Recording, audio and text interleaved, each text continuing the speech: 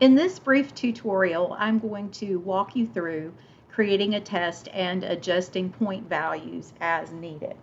So as an instructor, go down to your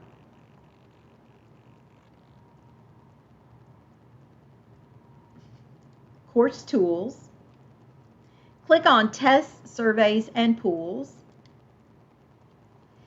To create a test initially, you'll want to go ahead and just create it here instead of within your content folder. Click on tests. You can build your test. You can import a test from another Blackboard course if you would like, but we're going to start with build test. To build a test, the first thing you're going to want to do is give it a name. So I'm just going to call this Session 1 Quiz. You can call it whatever you want. You can put a description for your users to see if you would like to, and then any instructions that you would like to put. For now, I'm just leaving that part blank. Now, this is the fun part where you get to create your questions. You're going to see a variety of types of questions here that you can add to your course. I like using a variety just to really get my candidates, participants thinking about things. So I might do a matching question, a multiple choice question. Let's start easy. Let's do a true-false question. And I'm just going to make up some silly questions here. The question title, you'll see that there is not an asterisk beside it. That is not required. I do my question text directly in this box where it is required. So question 1, and you don't have to number it, just put question 1. And I'm going to put, remember this was a true or false, I'm going to say chocolate is the best ice cream. And then I'm going to go down here to my options. I can decide how I want to orient my choices, my answers, and then I'm going to say the correct answer is true. If that's not true for you, you can mark it as false as being the correct answer.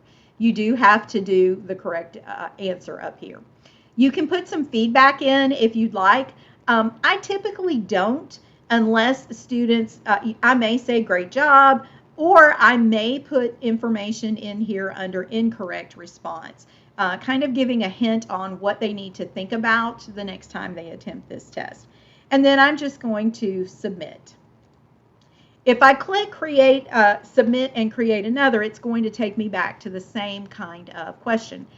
I want to try a different type. So I'm going to go again to create question. I'm going to give a multiple choice. And I'm going to put, which of the following is the best dog to have? I'm a big dog person. All right. So I'm going to show my answers. You can show them in random order. When I use Blackboard with students at the college level or in middle or high school, I usually show the answers in random order in case they are looking on each other's papers. So I'm just in the habit of that. So I'm going to list 4 answers. You'll notice by default answer 1 is marked as correct. So I can put Australian Shepherd, which is what I have. I'm a little partial to them. I could put Labrador Retriever. I could put German Shepherd. And you see I like big dogs. I put big ones. And I will put Yorkie. All right. So I've marked my answer correct. All right. And again, I can enter feedback if I would like. And I'm going to submit. Now you'll notice that by default it is giving every question 10 points. You may not have 10 questions and want to use 10 points. At any time you can edit a question's point value. If I want my first one here, for example, let's say I'm planning on giving a 20 question quiz and I want each question to be worth 5. I can do that. I can just change it, submit it, and you're going to see that the point value is going to change right here. It's going to run a running total at the top so that you can see how many points you actually have. I usually give fewer points to multiple choice or to true false because they don't require a whole lot of thinking. I might give that a 2-point value.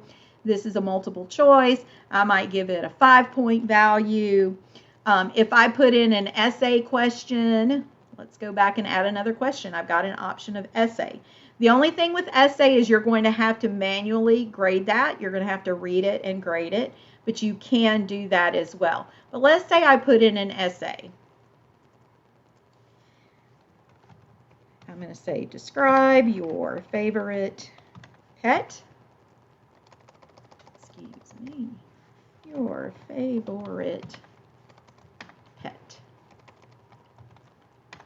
Your response must be at least 200 words.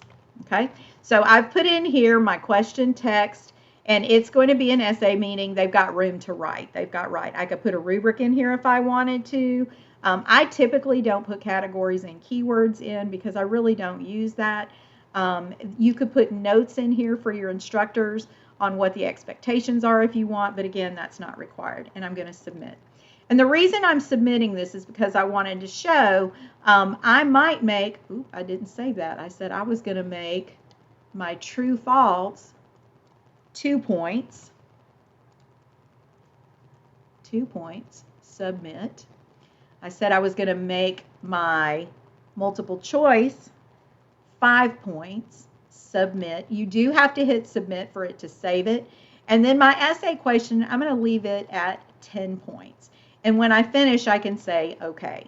So if I want to go back and edit this quiz at any point, add questions, change points, all I have to do, drop down, edit, and that's it.